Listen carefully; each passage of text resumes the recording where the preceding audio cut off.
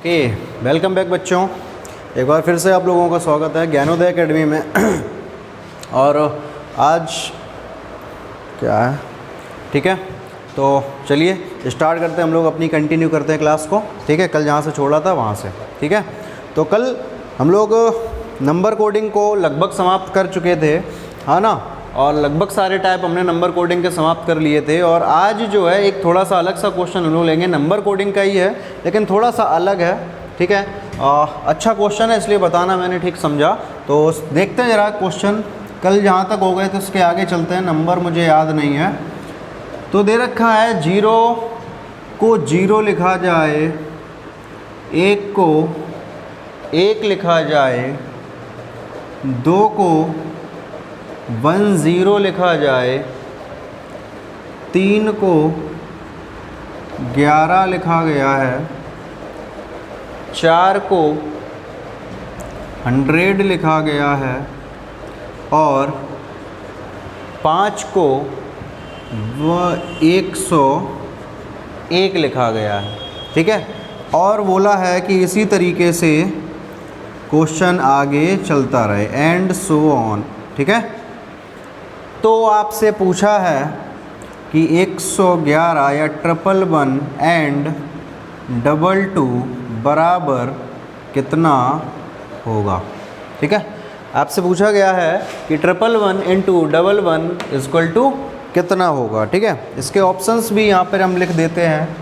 Option number A है 10101, option number B है 11001, option number C है 10010 और ऑप्शन नंबर डी है 10001, ठीक है। ये 4 ऑप्शन है, ठीक है। और ये क्वेश्चन है, क्वेश्चन को एक बार हम समझा दे रहे हैं आपको, ठीक है। क्वेश्चन में है कि 0 को 0 लिखा गया है, 1 को 1, 2 को 10 या 10 लिखा गया है, 3 को 11 या 11 लिखा गया है, 4 को 100 लिखा गया है, 5 को 101 लिखा गया और ऐसे ही 6, 7, 8, 9 आगे भी चलता रहेगा। तो आपको बताना है कि 111 इंटू 11, ये एंड से मतलब होता है यहाँ पर गुणा से, ठीक है। तो 111 गुणा 11 अगर हम करेंगे तो इन 4 में से कौन सा हमारा आंसर होगा, ठीक है। तो इस क्वेश्चन को आप लोग नोट कर लें, ठीक है। और चूँकि ये क्वेश्चन आप लोगों के लिए है, आप लोगों को लगाना है, थोड़ी सी कोशिश आप लोग करिएगा, ठीक है। और इसके बाद कल की क्लास में मैं इस क्वेश्चन का आंसर और इसका सॉल्यूशन, इसको कैसे करना है, वो सारी चीज़ें मैं आप लोगों को कल की क्लास में बताऊंगा। आज आप लोग इस पर थोड़ा सा अपना हाथ आजमाइए, देखिए कि आपको आ रहा है या फिर नहीं आ रहा, ठीक है। जिसका भी आंसर आ जाए वो मुझे कमेंट बॉक्स में कमेंट कर दे आंसर, ठीक है। चलिए, तो नंबर कोडिंग के बाद आज हम लोग एक क्वेश्चन अगला टाइप पढ़ेंगे जो कि हमारा टाइप है मिक्स कोडिंग का, ठीक है। मिक्स कोडिंग काफ़ी आसान है ना, आप लोग आसानी से उसको बना लोगे, ठीक है। क्वेश्चन की अगर हम लोग बात करें तो मिक्स कोडिंग के क्वेश्चन आप लोगों ने देखे होंगे, जिसमें कहा गया होता है कि यदि टेबल को लैंप कहा जाए, लैंप को घोड़ा कहा जाए, घोड़े को घास कहा जाए, घास को पानी कहा जाए, तो बताइए कि मछली कहाँ रहती है ना। इस तरीके के क्वेश्चन होते हैं, ठीक है। तो चलिए इसी पे क्वेश्चन की हम चर्चा करेंगे। क्वेश्चन नंबर 1, ठीक है। पहला क्वेश्चन हम लोग ले रहे हैं इसमें, जिसमें लिखा है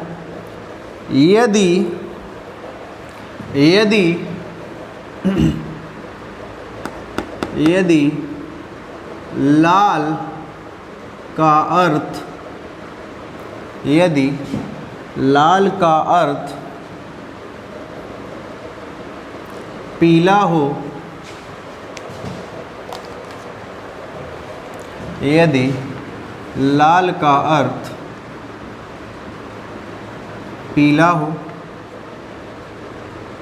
पीला का अर्थ नीला हो, नीला का अर्थ हरा, हरे का अर्थ गुलाबी, हो तो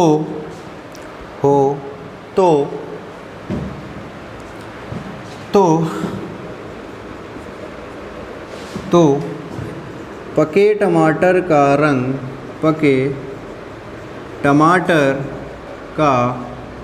रंग कैसा होगा या कैसा होता है। ठीक है, ये क्वेश्चन है।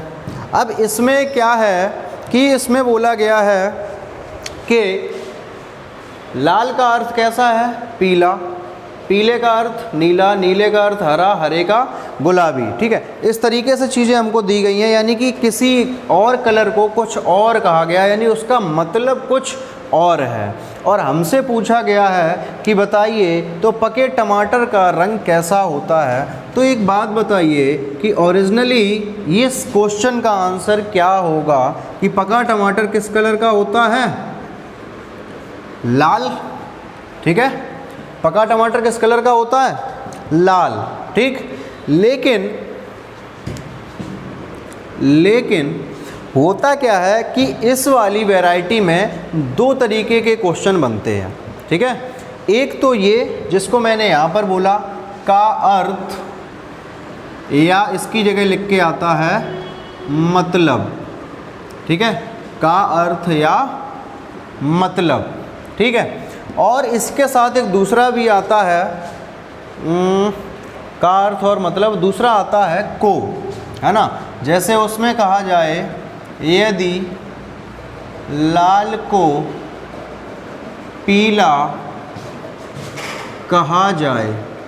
ठीक है, कहा जाए। ठीक है, इसमें क्या है कि यदि लाल का अर्थ या लाल का मतलब पीला हो,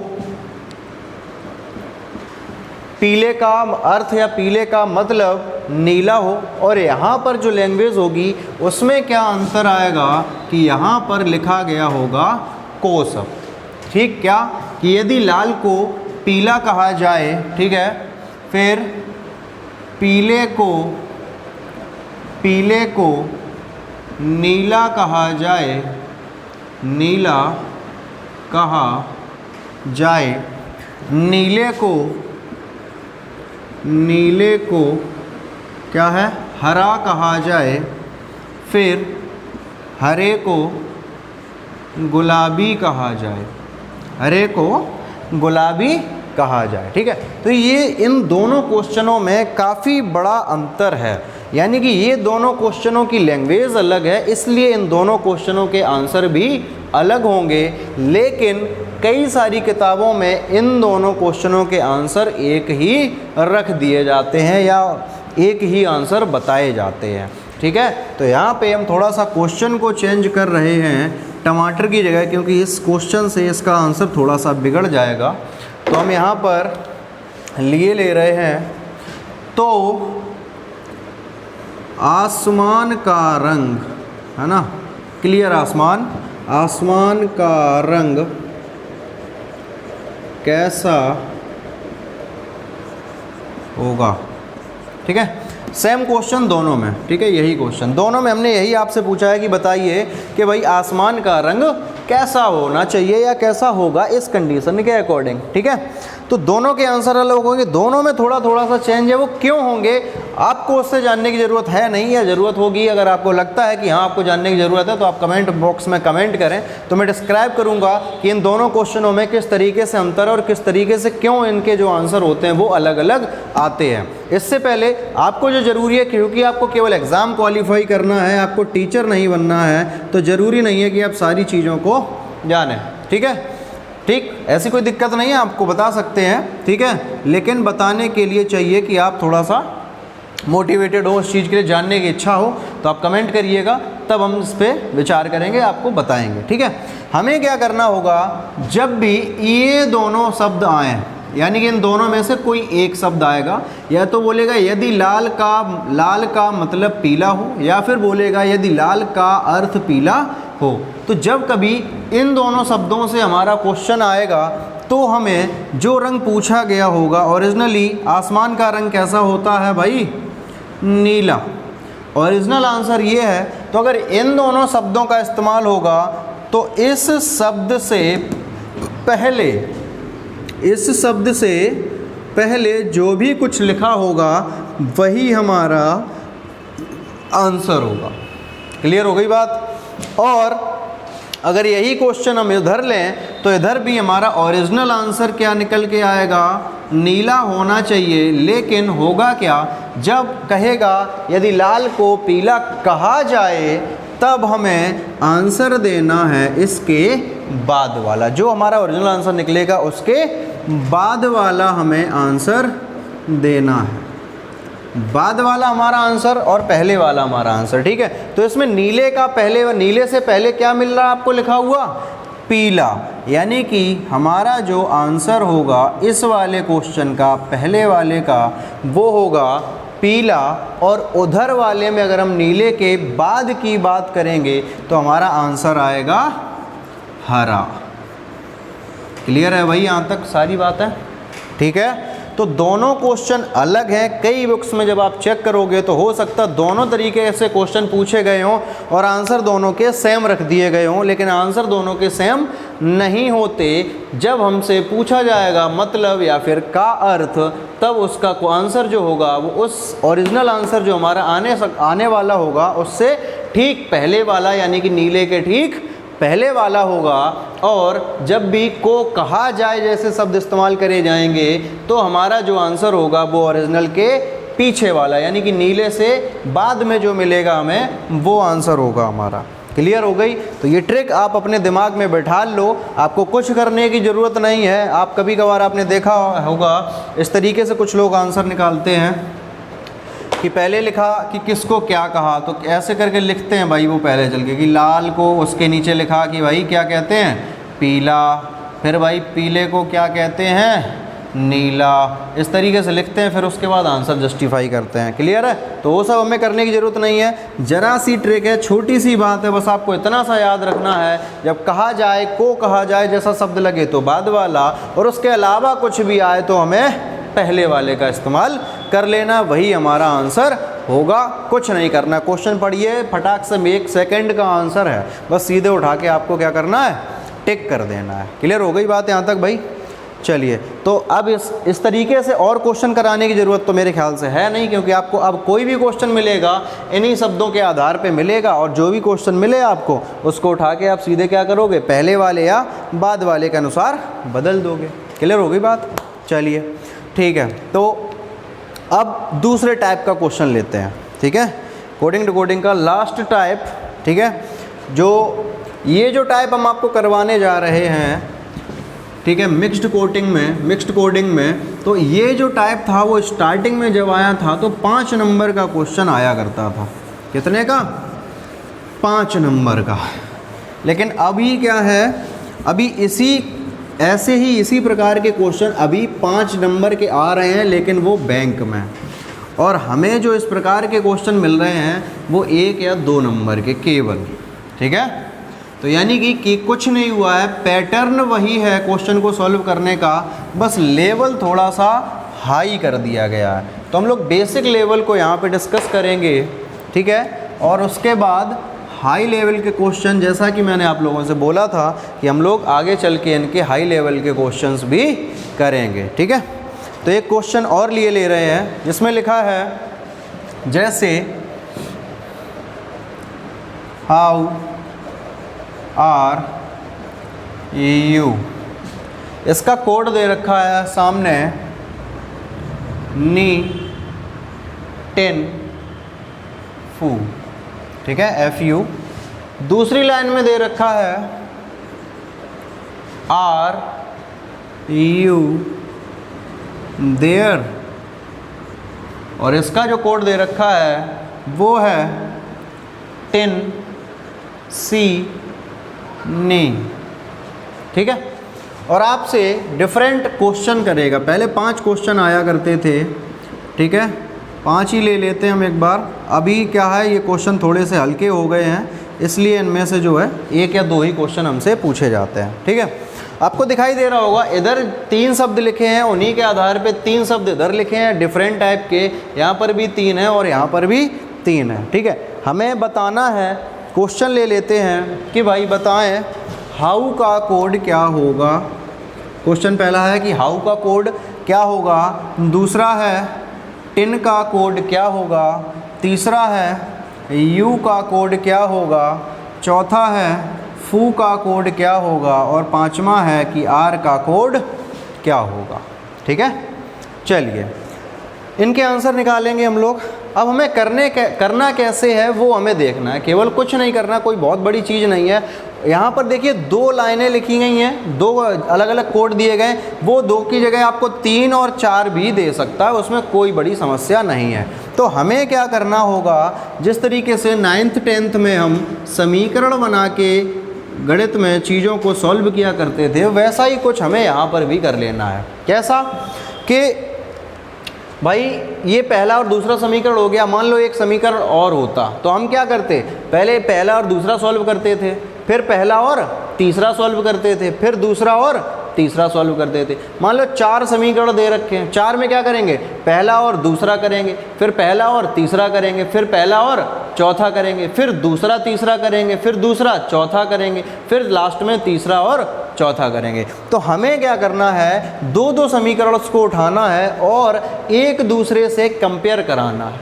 ठीक है, जैसे आप लोगों ने देखा होगा कि होली पे गांव वगैरह में जब आप जाते हो तो एक परिवार के लोग एक ही जैसे लगभग कपड़े पहने हुए होते हैं। तो पहले समय में ऐसा ही था कि एक पूरा थान या परिवार बड़े हुआ करते थे, तो एक ही पीस में से सबके लिए कट जाता था। पापा और उसके 5 बच्चे सब एक ही जैसे पहने, उनके दादा भी वही कपड़े पहने, उसी कलर की पैंट शर्ट, है ना। तो हमें क्या करना है, बस वही काम हम लोगों को यहाँ करना है। क्या एक जैसे पैंट शर्ट पहना देने। कैसे पहनाओगे भाई, देखिए जब इन दोनों की हम कंपेयर करेंगे तो कॉमन छांटेंगे कि क्या कॉमन है। तो देखिए इसमें और इसमें जो हमें कॉमन दिखाई दे रहा है वो दिखाई दे रहा है आर। क्या कॉमन दिखाई दे रहा है भाई, आर। ठीक है ना, और आर के बाद आपको क्या कॉमन दिखाई दे रहा है, यू। ठीक है ना, आर के बाद आपको क्या कॉमन दिखाई दे रहा है, यू। तो आर को हमने पहले एक जैसे कपड़े पहना दिए। अच्छा, अब हम इधर देखेंगे कि आर के जैसा या इधर कौन सी चीज़ कॉमन है।